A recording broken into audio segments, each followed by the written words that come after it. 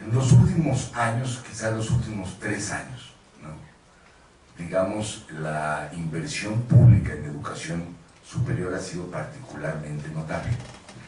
Quizás por este compromiso o meta de alcanzar una cuota de cobertura, quizás por la disposición de algunos recursos fiscales excelentes, sobre todo los que provienen del petróleo. Se logró, por ejemplo, operar fondos nuevos para la ampliación de matrícula, que no solamente las universidades bajo control directo de la federación, sino también las públicas autónomas, les han permitido tener una expansión. Incluso a las públicas federales, como la UNAM, la UAM o el Politécnico, han experimentado, digamos, nuevas puntos de ampliación de matrícula que no se vivían hace muchos años. Al mismo tiempo, creo que también al mismo tiempo que este crecimiento del sistema como tal en público en los últimos años, creo que es un logro, un mérito destacable. Las becas PRONAVES, por ejemplo, les espera alcanzar el horizonte de 400,000 becas de este programa al terminar el sexenio. Ambos factores, ¿no?, el crecimiento cuantitativo, aunque más bien apoyado en el segmento tecnológico, y las becas, son becas para los que ya están dentro y no para los que quieren entrar, en fin, ¿no? Digamos que sentaron bases para que hoy se tengan condiciones, por lo menos, de acercarse o estar o incluso superar ligeramente esta meta del 30% de cobertura que se buscaba al inicio del sexenio. Pero a la hora que uno analiza la distribución o las distribuciones de cobertura del país, nota un efecto singular. Uno, que las, digamos, brechas de cobertura a nivel estatal no han hecho sino amplificarse. Algunas entidades, las del sur del país, claramente, Chiapas, Oaxaca, Guerrero, pero además Quintana Roo, siguen con tasas de cobertura muy inferiores a las de la media nacional, inferiores incluso a los 20 puntos de cobertura, mientras que en algunas otras, en las del noreste ¿dónde está Sonora y Sinaloa? No, oeste. En un enlace que no bueno, en el noroeste del país ya alcanzan, digamos, límites de cobertura cercanos o superiores al 40%.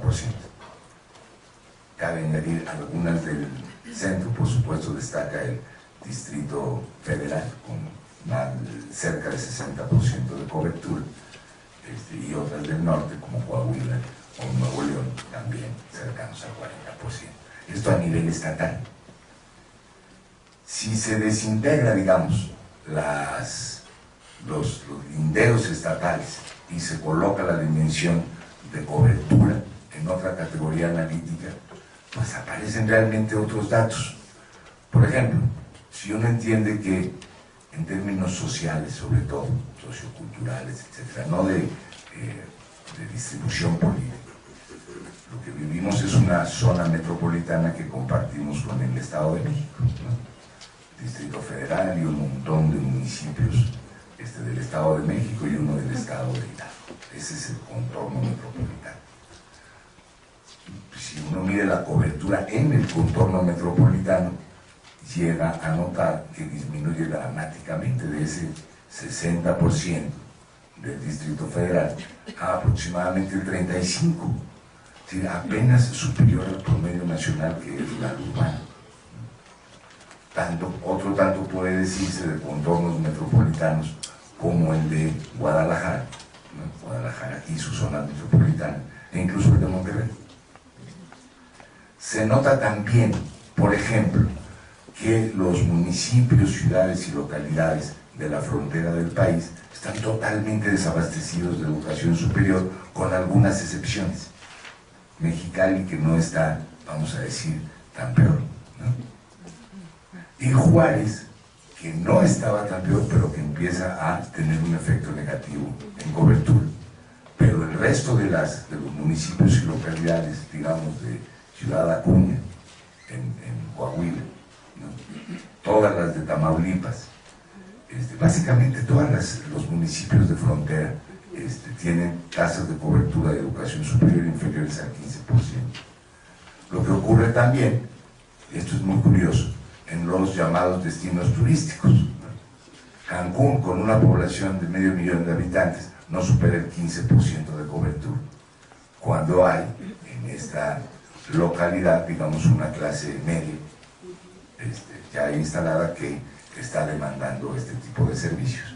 Acapulco lo mismo, Manzanillo lo mismo, Los Cabos lo mismo, ¿no?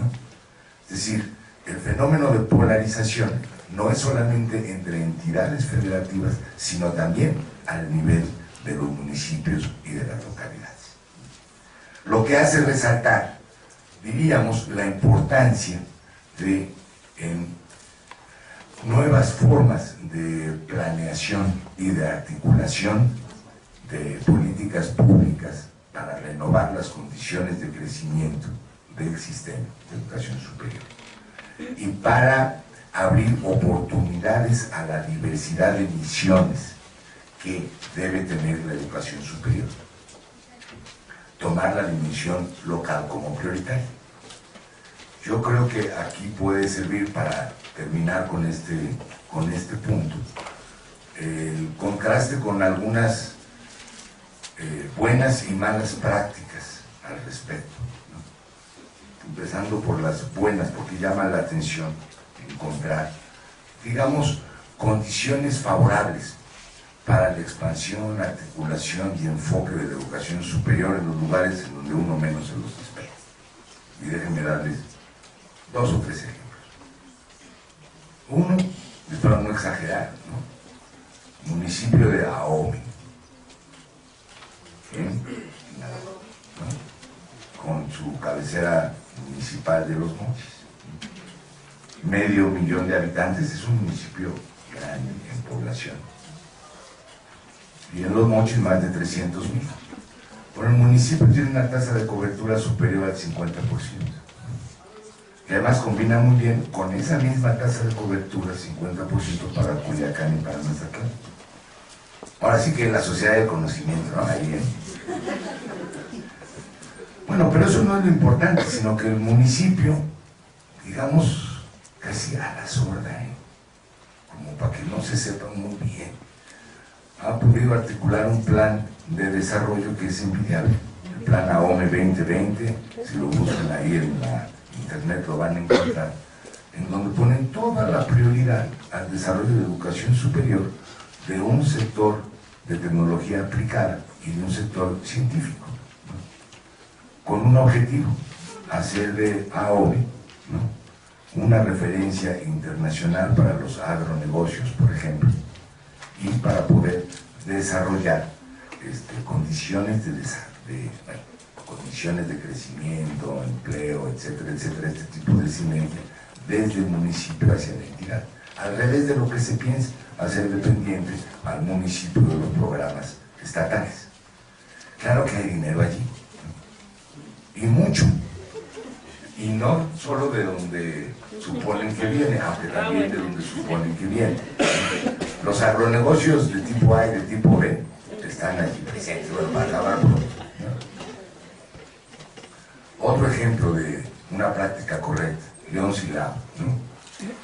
También León Silao venía de tener uno de los déficits de cobertura más impresionantes del país, ¿no? Es decir, la cobertura en León hace una década no alcanzaba ni el 15%, porque siendo una ciudad muy grande, más de 1,000,000 de habitantes, no es capital del estado. Entonces la inversión iba sobre todo a la capital Guanajuato y después, por razones de política local, hacia Irapuato y Celaya, sobre todo a Celaya, ¿no? Bueno, pues se pusieron más o menos las pilas desde el gobierno municipal, hicieron una convocatoria importante y ya están presentes sedes del Politécnico allí y se inaugura una sede de la UNAM, una escuela superior, y eso cambia las cosas, ¿no? Entonces muy rápidamente tendrán la expectativa de rebasar, no solo de rebasar ese nivel de 15 o 20% de cobertura, sino tienen el objetivo de lograr en un sexenio casi hasta el 50%. Y pueden hacerlo porque León y Silao son, digamos, un centro regional que opera como lugar central de una región más amplia. Lo que quiero decir no es tanto el optimismo de sí se puede, aunque eso es lo que trata de mostrar este ejemplo, sino de nuevo que los contornos locales, en este caso las zonas metropolitanas o los municipios que operan como lugar central y articulador de regiones, tienen posibilidades de brindar respuestas diversas y alternativas a estos problemas que son centrales en el desarrollo de la educación superior. Y solo allí tiene sentido, me parece. Por ejemplo, volviendo al ejemplo, AOME que piensa en los agronegocios, León y Silao que tienen más bien esta condición de buscar ser un núcleo regional para las exportaciones de la producción local, y a través de lo cual buscar que las misiones de las instituciones se articulen con un proyecto en este sentido. Y diría, para terminar, el ejemplo por lo opuesto, pues es el de la Ciudad de México, que adolece, carece, no ha sabido desarrollar un proyecto de educación superior propio. Es la entidad que dedica menos recursos a la educación superior del país, lo que es vergonzoso, ¿no?